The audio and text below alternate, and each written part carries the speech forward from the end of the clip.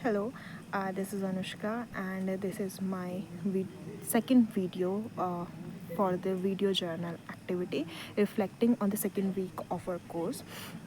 So, in this week, we learned and we discussed and had quite a debate about donut economics. So, we got to know about the basics of donut economics, we got to know about how the other things got included into the planetary boundary model, and how the planetary boundary model is has actually shifted from being a totally a physical, a global level, to some very niche level in society.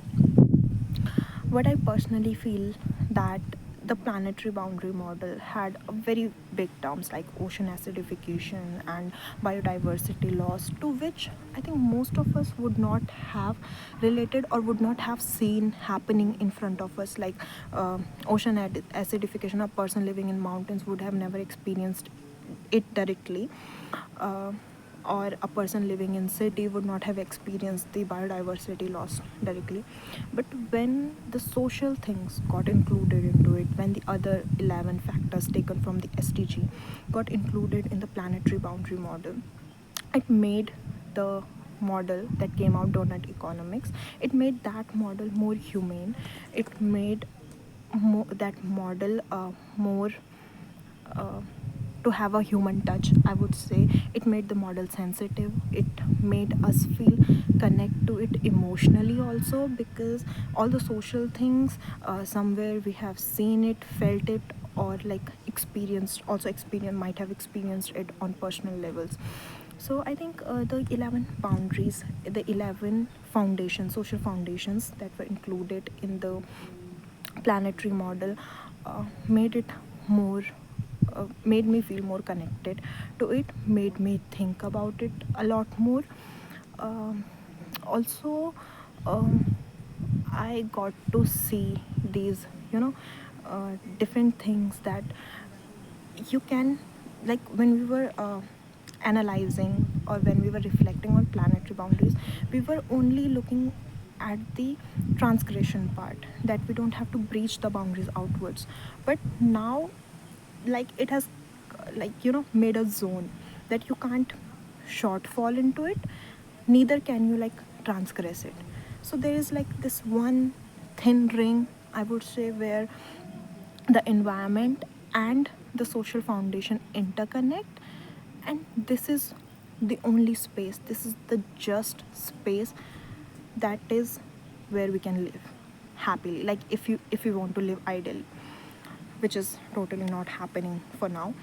So it's quite interesting that, when you look at from a like very global level, like from a very bird eye view kind of level, that you can't get so much into it, neither can you like go out of the boundaries. So it seems very interesting that, knowing or unknowingly, when we came to this course, we have to see life, we have to see our life through this lens, I would say, that we don't have to short fall into it, neither we have to like go all lala and go transgress all the boundaries. So it feels quite complicated, it feels quite interesting to know about the concept itself.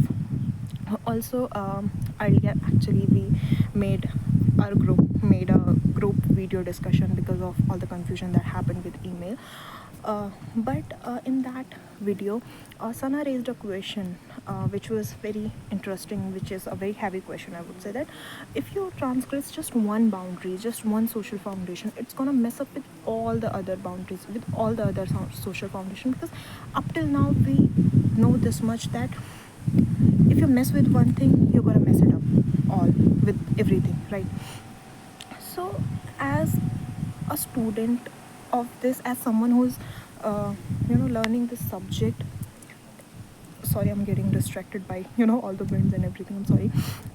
So as we are learning this subject, it actually like creating a lot of curiosity, it actually creating kind of little of a fear, that um, that as we pursue this course further, as we if we go into policy making, or even not if into policy making, like if we choose to live our life in this way, in the sustainable way, for which I think most of us all are here.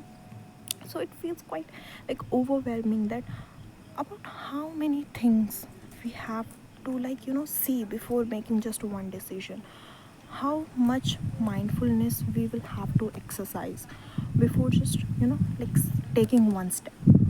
So it feels quite uh, it feels like you're connecting all the dots in your life, how you have thought of all the things in isolation, and now you're just like combining everything. It's kind of like you're giving your brain, getting a new brain, I would say. So it's good to see things in this way, actually, like how a water shortage somewhere in the can have a big impact on gender inequality. Okay, I never thought it that way, but it feels different because now we are thinking this way. So I think that's my reflection for the week. I know I've said it before, but I would still say that it's just been 2 weeks, and I have more questions than answers. And as Sana has raised a lot of questions in that discussion, I'm still thinking on those.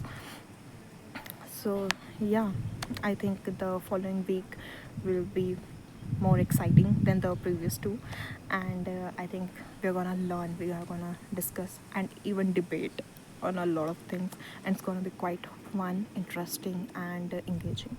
So that's it. That's my video journal for the second week, and okay, now I'm gonna just sit and enjoy the wind around here. So yeah, bye bye, signing off, and good night.